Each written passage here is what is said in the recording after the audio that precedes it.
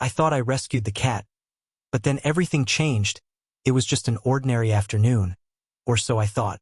I had been running errands around town, grabbing groceries and trying to squeeze in a few extra minutes of sunlight before heading back to my apartment.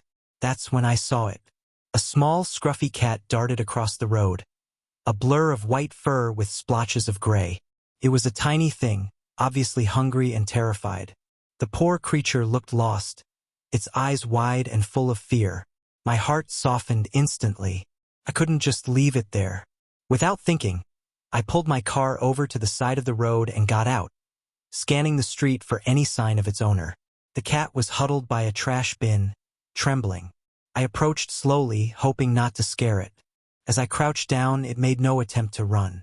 It just stared at me, its large eyes reflecting an almost unsettling level of intelligence.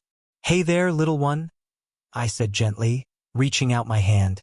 To my surprise, the cat didn't shy away. Instead, it sniffed my fingers and then let me gently scoop it into my arms. It wasn't until I held it close that I noticed the strange markings on its fur, whorls and spirals that seemed almost deliberate. The cat purred softly, but there was something unsettling about the way it nuzzled against me. It felt as though it was comforting me, rather than the other way around. I decided to take it home. After all, it seemed like it needed me and I could use the company. Little did I know, my life was about to change in ways I never could have imagined.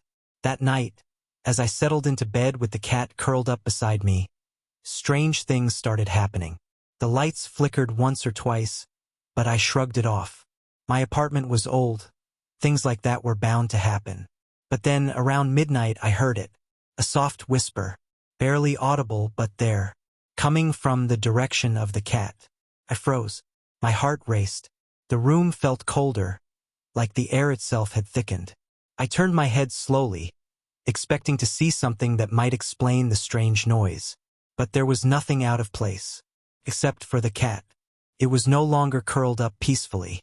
It was sitting up, staring at me with those eerily knowing eyes. And then it spoke. "You shouldn't have brought me here." The words were so clear, so distinct, that for a moment, I thought I might be dreaming. But no, the cat's lips hadn't moved. The voice had come from somewhere deep inside my mind. What? I stammered, not sure if I was hallucinating. The cat tilted its head, as though considering me. "I wasn't lost. I wasn't scared. I've been waiting for you." I scrambled out of bed, the words sinking in. My mind raced. Had I lost my sanity? Was I hearing things? But no, there was something strange about this cat, something I couldn't quite place. Before I could ask another question, the cat hopped off the bed and began to pace in circles around the room. "I've been following you for a while," it said, its voice calm but commanding. "You just didn't notice." I swallowed hard. "Why me? What do you want?" The cat paused, its eyes locking with mine, glowing faintly in the dim light. "I didn't want to be rescued, but now that I'm here, you've opened the door." "Door? What door?" "Not all doors are physical," the cat responded cryptically. "Some are doors to the other side. You've unlocked one." A chill ran down my spine. The temperature in the room seemed to drop further, and the shadows on the walls stretched unnaturally.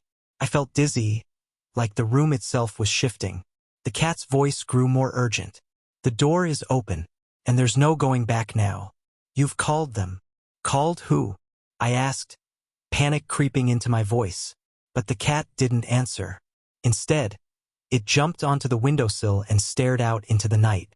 I followed its gaze and saw nothing but the darkness of the city streets below. But in the corner of my eye, I saw something moving, just beyond the reach of the streetlights.